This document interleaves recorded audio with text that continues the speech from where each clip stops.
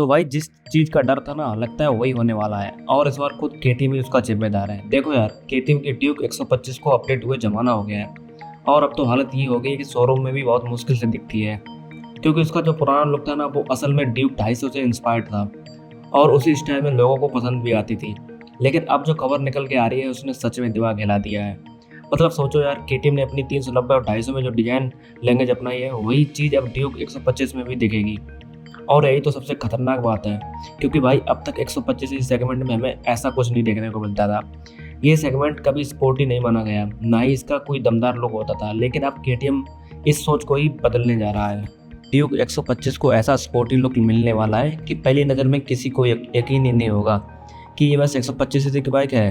जितनी एग्रेसिवनेस, जितना स्टंस, जितनी बॉडी लैंग्वेज हमें 250 और 390 में दिखती थी, ठीक वैसे ही अब 125 में भी मिलने वाली है। और मज़े की बात यह है कि इतना सब कुछ बदलने के बावजूद इसकी कीमत में कोई बड़ा झटका नहीं लगेगा। अभी तक ड्यूक 125 उन्हीं लोगों को पसंद आ रही थी जिन्हें रोज़मर्रा की ज़रूरत के लिए बाइक चाहिए होती थी, जैसे ऑफिस जाना, लोकल सिटी में चलाना, बस इतना ही। क्योंकि लॉन्ग राइड्स के लिए भाई कोई केटीएम की 125 नहीं उठाता। हाँ, कोई बहुत मन करे तो कर ले, लेकिन मज़ा नहीं आता। केटीएम खरीदने वाले अगर लॉन्ग टूरिंग के लिए सोचते हैं तो वो सीधे एडवेंचर सीरीज़ की तरफ जाते हैं, क्योंकि वो बनी ही उस काम के लिए है। ड्यूक और आरसी बाइक का फोकस कभी भी वो नहीं रहा। तो भाई अब जो आने वाली है ड्यूक 125, वो भाई पूरी तरह से बदल जाएगी। नई बॉडी, नया डिजाइन, नया हेडलैम्प सेटअप, अलग tyres, alloy wheels, suspension setup, हर चीज़ नई और एकदम फ्रेश लगेगी।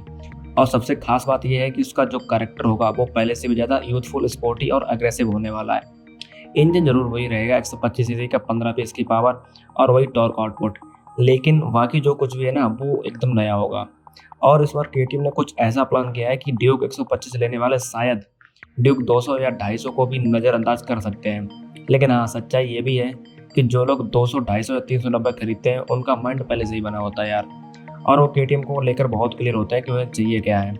मैं खुद ऐसे बायर्स देखे हैं जो हर चीज़ अच्छे से समझ के ही बाइक खरीदते हैं।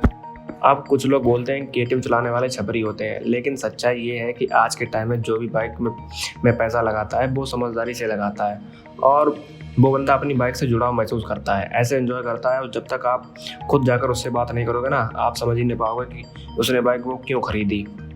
तो अब बात करें लॉन्च की, तो ये जो नई ड्यूक 125 है ना, ये अक्टूबर 2025 में लॉन्च होगी। एक शोरूम प्राइस लगभग 1,75,000 रहने वाला है और ऑन रोड ये लगभग 2 लाख तक जाएगी। और हाँ, इसी टाइम के आसपास ड्यूक 160 भी मार्केट में आने वाली है। तो ये ध्यान में रखना कि दोनों बाइक्स को देखकर फिर अपना डिसीजन लेना। तो बस भाई, यही थी आज की अपडेट ड्यूक 125 को लेकर।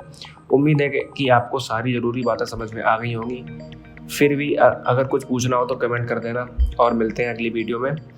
तब तक के लिए जय Hind, Vande Mataram, love you guys, bye.